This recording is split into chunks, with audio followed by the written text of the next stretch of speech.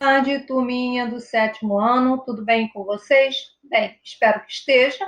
Estamos iniciando agora a unidade 4. A unidade 4, parte 2, tá? O assunto que nós estamos trabalhando é a formação das monarquias nacionais. Então, nós vimos que os primeiros estados nacionais vão ter uma organização de reinos, que se torna possível com o fortalecimento do poder nas mãos de um rei. Por que isso é possível? Porque os estados começam a se fortalecer, criando seus próprios exércitos, consolidando a administração do reino, expandindo e garantindo as fronteiras. O rei passa a ser também o controlador da justiça e o mais interessante vai ser a unificação do idioma nacional dentro de todo o território, além de uma burocracia administrativa. Então, todo o reino agora vai estar submetido a um mesmo rei. O primeiro Estado nacional que se forma vai ser Portugal, que surgiu com o reino independente em 1139. Seu primeiro rei foi Dom Afonso Henriques, que vai ser o iniciador da dinastia de Borgonha. Mas somente com Dom Dinis é que Portugal passou a ter as fronteiras definidas mais ou menos que é hoje, exceto a região sul, que vai ser incorporada depois, que é a região do Algarves. Quando é que isso vai acontecer? Após as guerras da Reconquista. O que são isso? Guerras de cristãos contra árabes na região, que serão conhecidos como mouros. Então, Portugal vai ser o primeiro Estado europeu a constituir um Estado absolutista e mercantilista. Por que isso?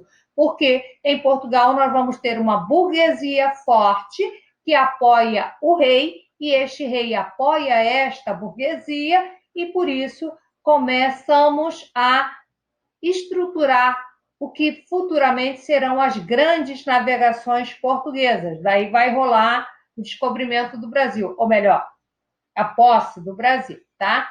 Outro estado nacional, o segundo vai ser a Espanha. Como é que a Espanha vai se formar? Exatamente da mesma maneira que Portugal, assim que aconteceu a expulsão dos mouros do seu território, isso só foi possível quando houve a união de alguns reinos da região sob a liderança de um único monarca. Este reino vai ser o reino de Castela, Aragão e Leão, que vão ser unificados com o casamento de Fernando de Aragão com Isabel de Castela. E aí nós vamos ter a Espanha. E assim como em Portugal, a burguesia é que vai dar a sustentação econômica à monarquia e também vai se lançar as grandes navegações. Na França, que é o outro Estado nacional que vai se configurar, nós vamos verificar que vai ocorrer basicamente junto com a Inglaterra. O processo é o mesmo, a guerra dos 100 anos, uma guerra entre a França e a Inglaterra, que vai ser importante na França porque vai estimular o nacionalismo francês, estimulado por Joana d'Arc, que é a grande heroína francesa, hoje venerada na França, inclusive como santa. Depois desse conflito, os sucessivos monarcas franceses fortaleceram ainda mais o poder real.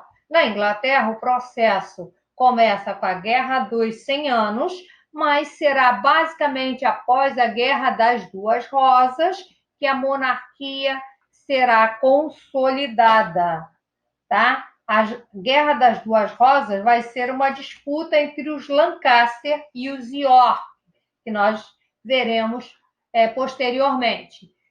De modo geral, o absolutismo monárquico foi um sistema político que se desenvolveu na Europa entre o século XVI e o século XVIII. Qual era o objetivo? Defender e legitimar a autoridade dos reis numa sociedade. Para isso, surgem vários teóricos. O principal e o primeiro dele vai surgir onde hoje é a Itália, que vai ser Maquiavel, no seu livro O Príncipe, no qual ele defende que só pode ter unificação que se houver um Estado forte. Na Itália, era formado por um monte de estados italianos. Não aconteceu essa unificação. Só vai rolar no século XIX. Outro teórico vai ser Jean Bodin, em sua obra A República. Bodin, ele defende o quê?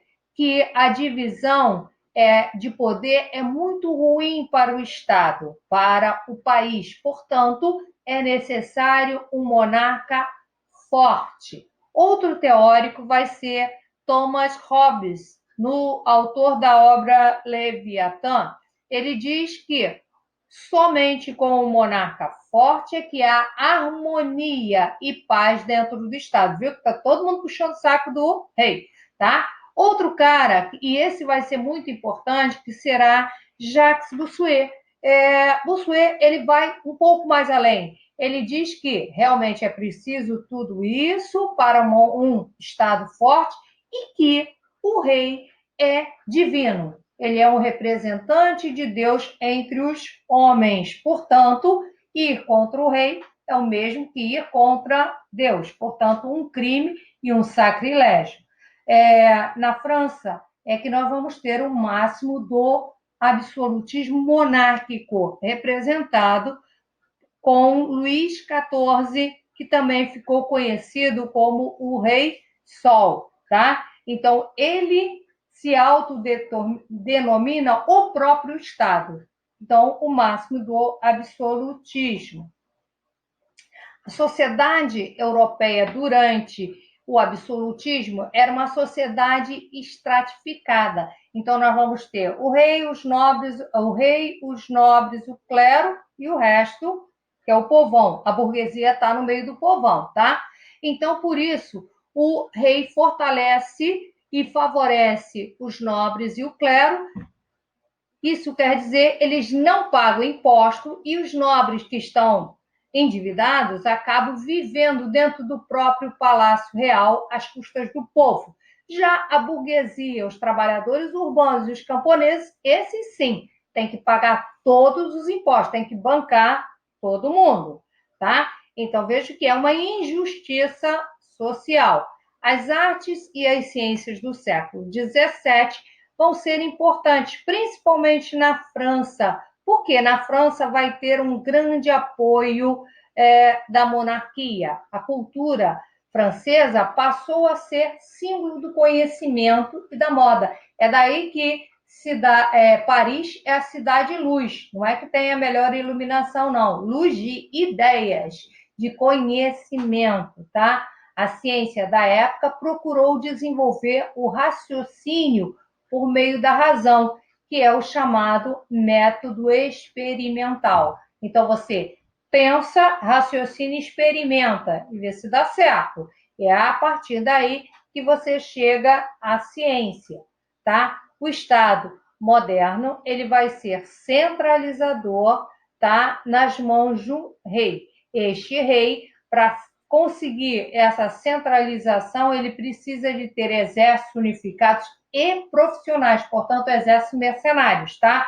Com grandes frotas de transporte, e a economia do absolutismo vai ser marcada pelo mercantilismo. Olha só, a burguesia é que banca, tá?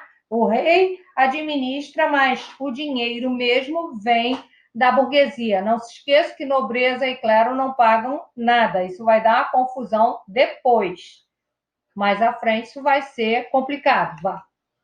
Bem, moçada, façam os exercícios da página 457, 464, 65 e 466 e na próxima videoaula já faremos um exercício de fixação ou revisão da unidade 3 e 4. Beijinhos, até o próximo bimestre.